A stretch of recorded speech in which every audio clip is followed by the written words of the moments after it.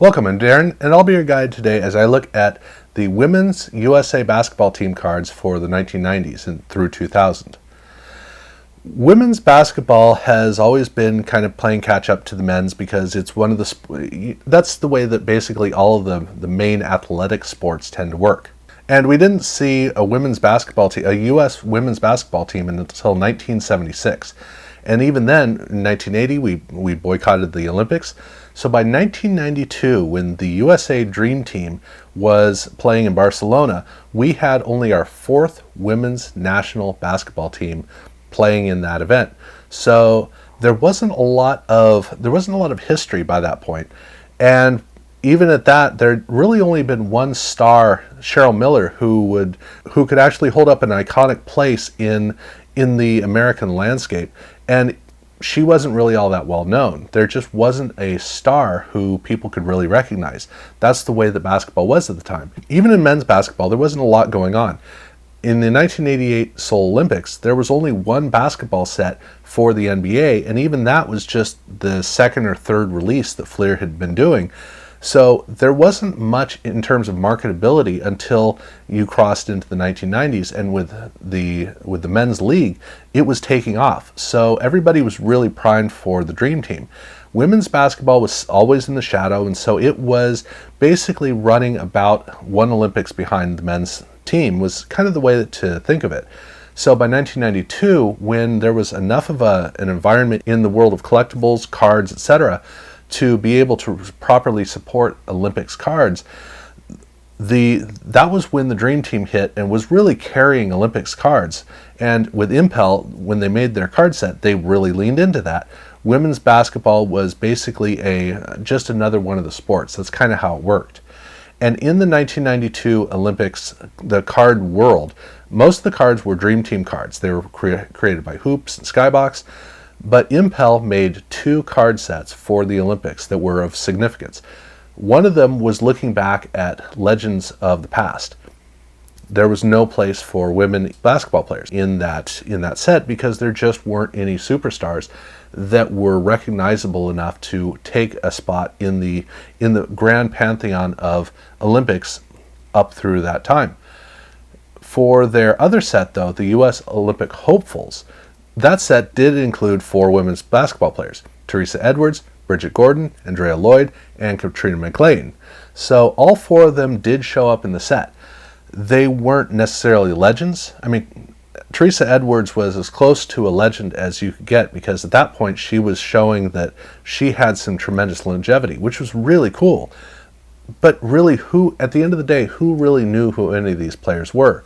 It wasn't the right time for women's basketball in the Olympics, and so these cards were there. That's kind of what they were. And in 1994 at the World's Championship, we had multiple card sets being made for the U.S. men's team, the Dream Team 2. And in these sets, we actually got some opportunities to get some women's basketball players. Flair included more legends. That's kind of more the way that they focused on their cards. So they had players like Teresa Edwards, and actually Pat Summitt got a coach card in this set. And looking at the Pat Summitt card, you get a feel for how they designed these cards. So in the whole card set itself, every single male player got a bunch of cards, and then when you got to the end of all of those cards, they put together a partial team set for women's basketball players. And Pat Summitt shows that the design for this card is basically a red, white, and blue stripes streaking down, fading into the background behind the coach. Well, for the players, they also included the very 1994 Flair trick of having two images. So you still have the player with the background around her, and then you have the color fade behind, but you also have a tight shot of the player, a portrait shot, kind of stuck into, kind of fading in with the colors at the top. So you have two images of the player. Gets kind of busy, but where this is a complete and absolute failure for the main basketball cards, because of the colors up at the top, this works well. So these cards look gorgeous on the front. On the back, unfortunately, they got a bit of a problem because, number one, what's the card number? You should be able to tell it. It's the black number right over the dark blue. These card numbers were always terrible, so definitely have a checklist handy. But on top of that, all of the text is in gold foil, which means you got to get the light just right to be able to read the text. But this is a highly lacquered card, and so you get that sweet spot where just a hair after that, all of a sudden the whole card turns bright. So I don't think we're ever going to know what the Fleer staff wrote on these cards, but they're beautiful, beautiful cards of some really impressive players. But Upper Deck also included female basketball players in their 1994 set. Now, they also had multiple cards for each player, 6 cards for each player, and they went player, player, player for all the men. And then at the end of that, they included the women's team, or they included younger players for the women's team. And these cards are very simplistic. They have a shot of the player, and then they have a little bit of a gold foil key over on the side. On the card back, they have a lot of white. It is very overpowering. It wouldn't have been noticeable if they didn't have the really dark colors around it. But the key is they've got a lot of writing space that you can actually read. These cards you can read, so that's a big benefit. But this whole card set was done with a gold foil parallel, gold medallion, and it's kind of an outline of the stripes of a basketball in gold foil. That's pretty much what it is, and it just shows up somewhere on the card. But they also included some legends in this set, and Cheryl Miller got to be included. So this is one of the rare Cheryl Miller cards. And so I love the card designs for these legends cards. They look gorgeous. But you'll notice there's a big gold medallion. That's part of this card set. That's just part of the card design. There is also a gold medallion parallel of this card with a gold medallion, and that has the silhouette of the basketball. So when you see that big gold medallion down there, understand that's not the parallel. That's just the way the card design is.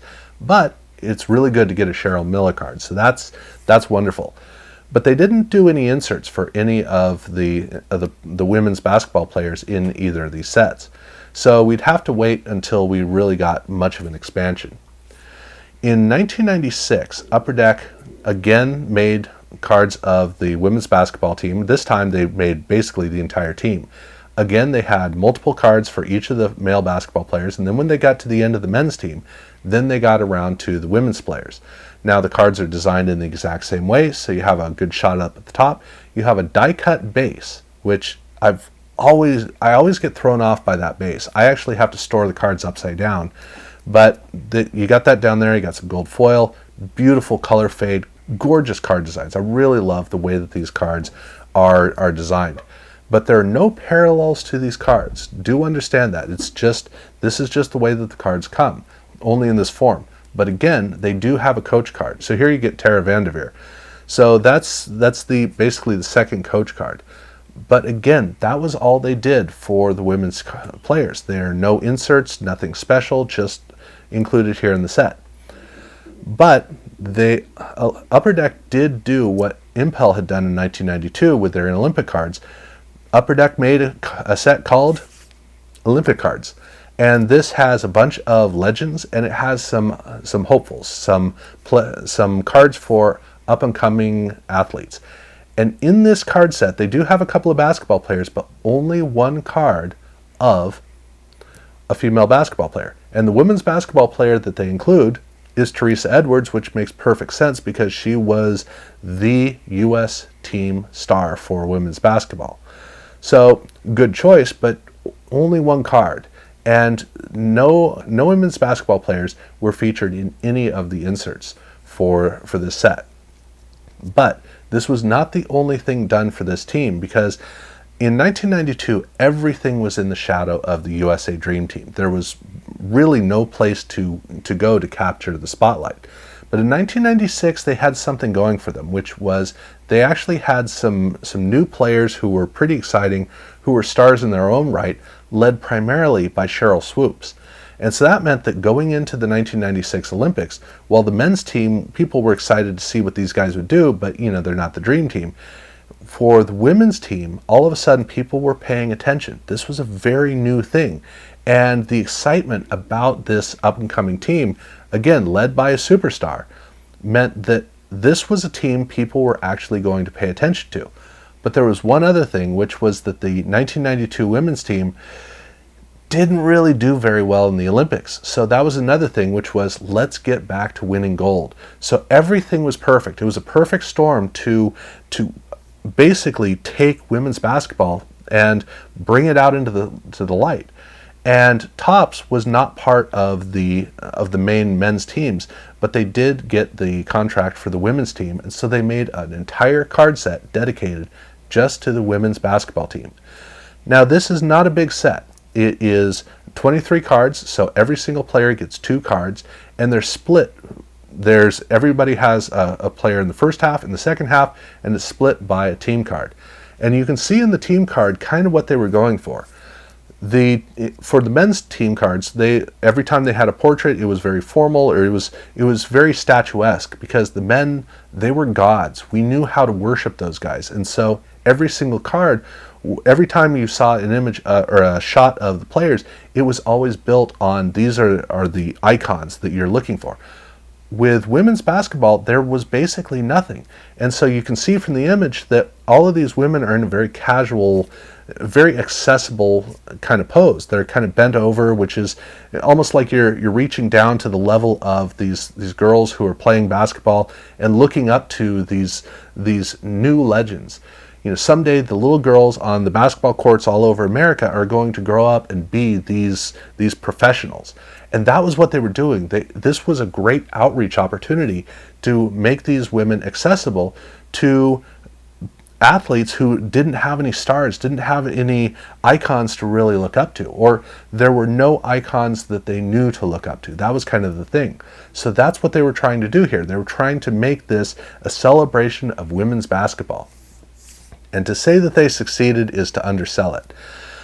So first off, let me just mention about what this set was. And the set was, like I said, it was 2 cards for each player. The first half is basically a career type card. You have a cutout shot of the player with a flag behind, pretty basic, on the back, some basic information. But the second half of the set is where it really gets interesting. These are the profile cards. And so here you have more of a portrait of the player, and then, you know, with the big arena behind. But on the card back, it's a bunch of questions and answers to, you know, get to know these different players. So that's what this was. This was trying to bring players in. And it wasn't a big set, and the cards were not done in these big fancy packs that you get in the card shops. That wasn't how they approached it. So it was more fun and loose. And how successful was this team?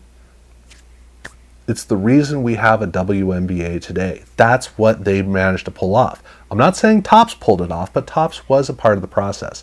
So this card set was actually pretty important because it was a step in this progression. So by the year 2000, women's basketball had finally reached the level of being a national conversation and something people were really excited about. It was already there. So when the opportunity for the contracts for the men's and the women's teams came up, Topps won the whole thing.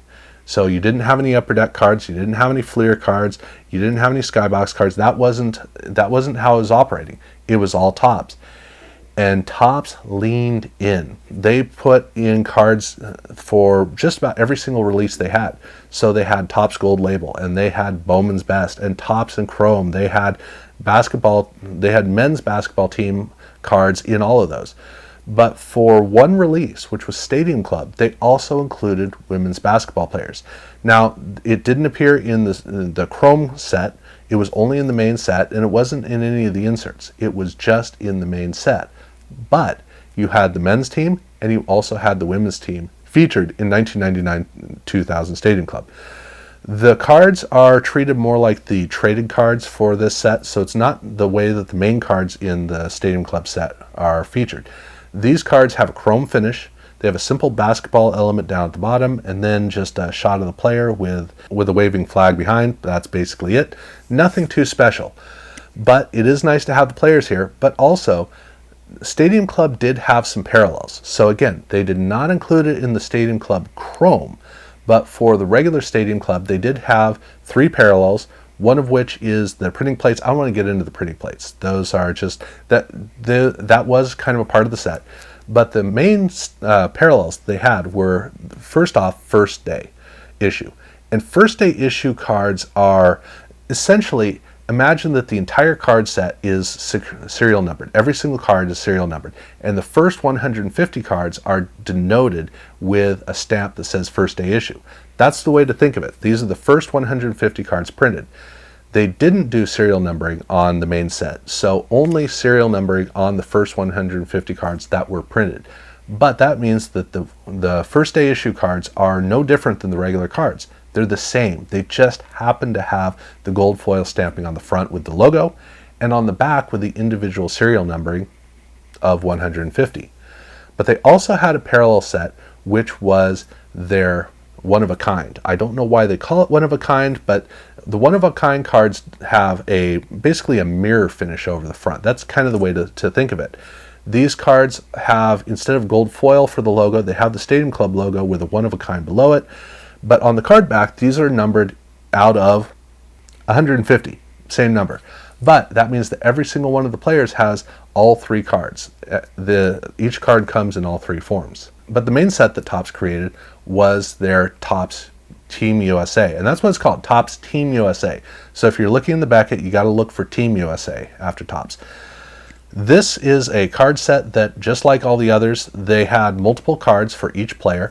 But unlike the previous ones, this time they had both men's and women's, which means for every men's card, there was a women's card as well.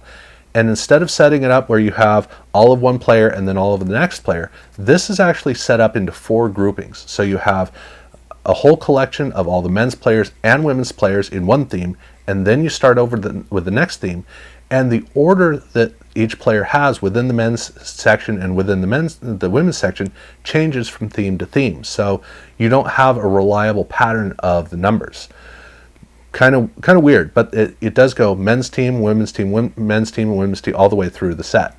The cardstock is plastic. It's almost like an early collector's edge card. I mean, it is absolutely plastic, which makes it feel very unusual. It's not the kind of thing that you're going to be running into basically anywhere else, except for Collector's Edge. But these cards, because of that, they have a different look and very different feel. And the cards are a vertical front and, in almost all cases, a horizontal card back. We'll see the vertical card back. But that's the way that each one of the cards comes.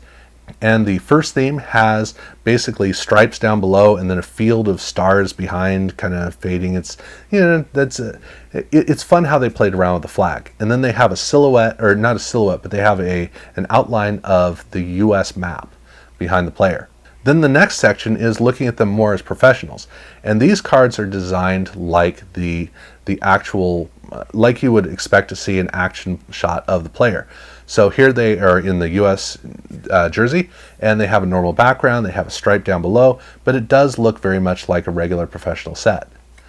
Then they have their third theme, which has a globe down below, and then they have the U.S. Olympic team floating up above. That's kind of the theme. And then the fourth theme has a bald eagle behind. And the fourth theme, this one's significant because on the card back, it has a vertical card back, but it's a quote from the player. This is something that the sets like to do. It was either somebody talking about the players or the players talking about themselves. So here's a personal quote from each player. In this case, we're talking about women's basketball. So this is her quote. She's talking about being on the team. And so that means that it is kind of the accessible card of the set. But every single one of these cards in the set comes with a gold parallel. And in this case, the whole card is chromed in gold. So the card fronts, they have kind of an interesting look, but the card backs look amazing because these look basically like gold plaques. So it looks really cool. Now, one thing you may have noticed that I was showing you the different fronts and obviously the different card backs, but the card backs are all different in each theme, which means that putting together the set's actually kind of easy because you flip the cards over, you've got the order. The way that where the card number shows up is different, but once you've got the order, with the exception of Nikki McRae, where they made a mistake with one of her cards, otherwise it's basically it kind of helps in terms of seeing how the card set is built on the card back. But they also close the set out with nothing too special except for a men's team USA team card, a women's team card, a combined team card, and then a checklist. So if you're collecting just the women's cards, every single player has 4 cards, and then there's also a women's team card, there's a combined team card. So those are also part of if you were trying to collect just the women's cards themselves. But they did include inserts for the women's players in equal proportion to the men's. Now, they do have one men's insert, which was their jerseys, which was unique to them. And I'll get to the one that's unique to the women. But otherwise, the other two insert sets, both teams are equally represented. So in the case of the first insert set is their side-by-side, where they would have two players on each card, and each card is a chrome design.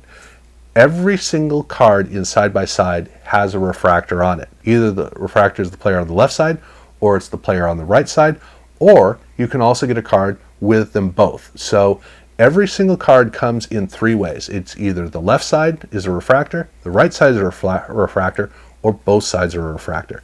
And on the card back, it actually does denote which side the refractor is on, just in case you're not sure. So every single player has three versions of the card, but there's one more men's basketball player than women's team player. So there's one player who she shows up on two different cards.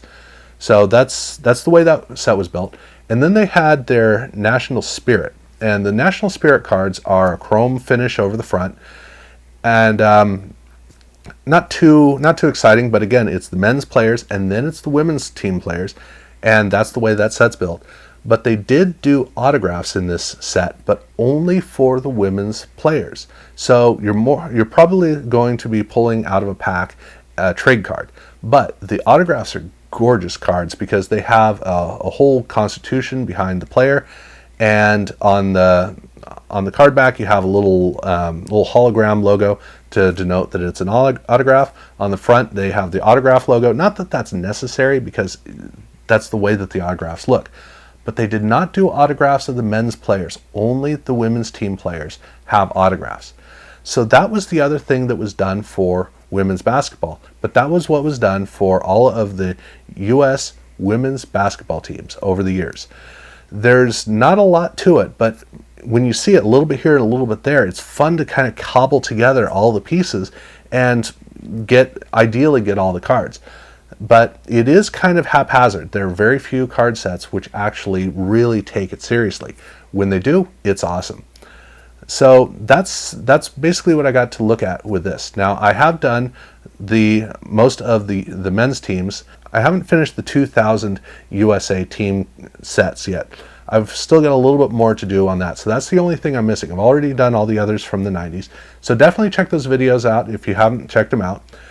Subscribe if you haven't done so already, and yeah, thank you very much for watching.